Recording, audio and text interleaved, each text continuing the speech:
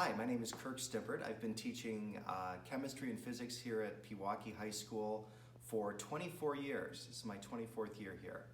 And yeah, it's been all physics for the past 4 years, but the first 20 were a mix of chem and physics. Right, Kirk, tell us what excited you and concerned you the most as you transitioned to a collaborative relationship with common assessment design and instruction. Well, I'd been collaborating in chemistry for a number of years, but I had never collaborated in physics before. And I don't know how common I am in this, but I do not like change.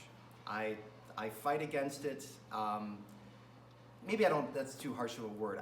I resist it. In order for me to be at my best, I've got to feel comfortable. And to be comfortable, I've got to be familiar. And to be familiar with anything, I need to have done it a number of times in a row to make some mistakes, and that's not unique. That's like anybody else. So to collaborate with someone and take on somebody's new ideas in physics, which I'd never collaborated with anyone before in my life, filled me with revulsion and fear initially. But the end experience of it couldn't have been further from the truth. It was eye-opening. I had to check my ego at the door.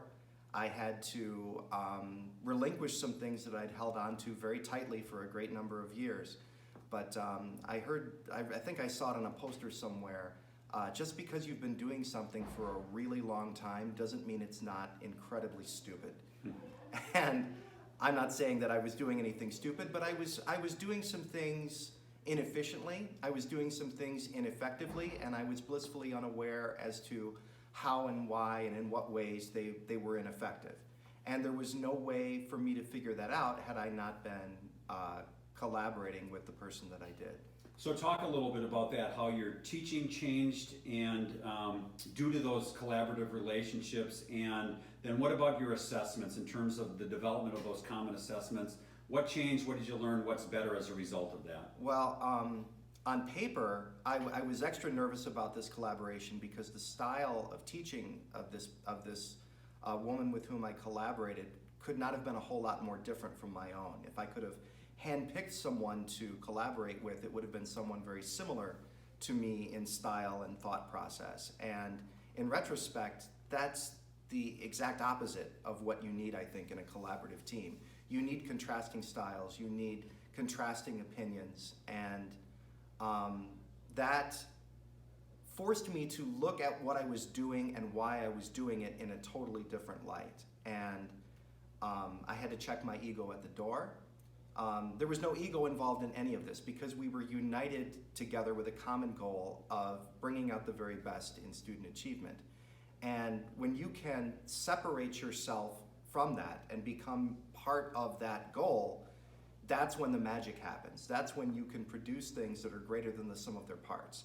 That happened with my instruction. That happened with our assessments. They looked totally different after we collaborated from how I would have predicted them to be or how I envisioned them to be, but they were effective. They painted a more clear picture as to what students were learning, as to how effective our instruction was, and it forced us to do exactly what assessments are supposed to do. Revisit what our instruction was doing, how we were going about what we were doing. And we could look at it and go, okay, they didn't do that well on this.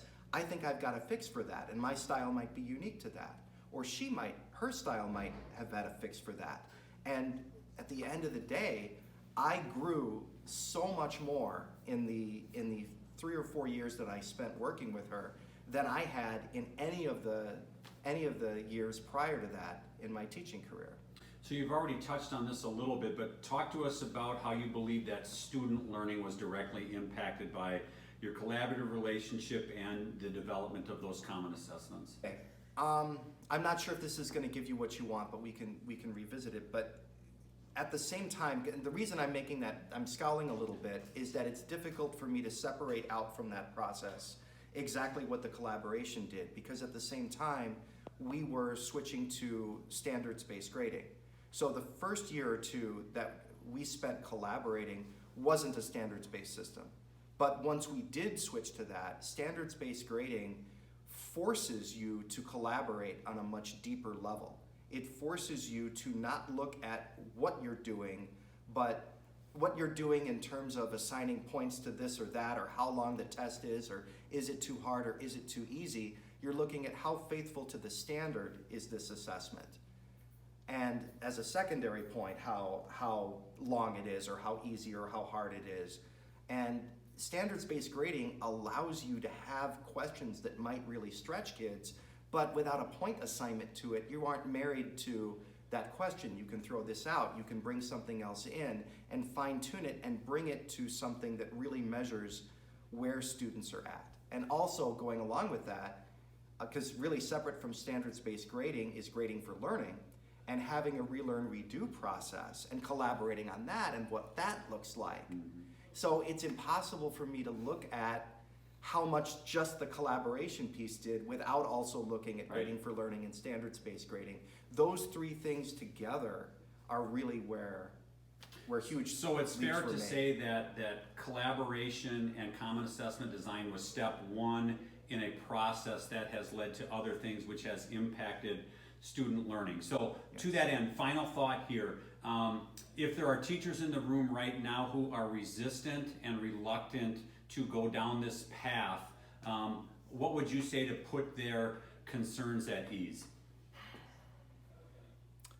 Any school worth the dirt on which it's built is going to have a group of professionals where every single member has something to offer a collaborative process. And if it's not happening, either a person doesn't feel safe to open up and offer what they bring to the table, or someone's mind is closed to receiving what that person has to offer. So there's some intellectual inertia that goes along with this. Not everybody likes to play in a communal sandbox. I get it. I'm from that camp. I had difficulty with it myself. But at its worst, even if it doesn't go well, and it's not going to go great every time. Not every collaborative process is going to be, unicorns and rainbows. It's going to be difficult. It's going to take some effort on everybody's part. But the more you do it, the more comfortable you become with it, and the more synergistic it becomes. And there's growth to be had. And on its worst day, collaboration is no worse than working all by yourself in a vacuum. You still end up with the same assessment, and you're like, I don't want to do what that guy's doing. I'm just going to do what I've been doing. Okay, well, you're not any worse off. But having a common assessment where the goal is not feel comfortable, not do this because it's what I've been doing, but do it because it's what's best for kids, how can you not get behind that?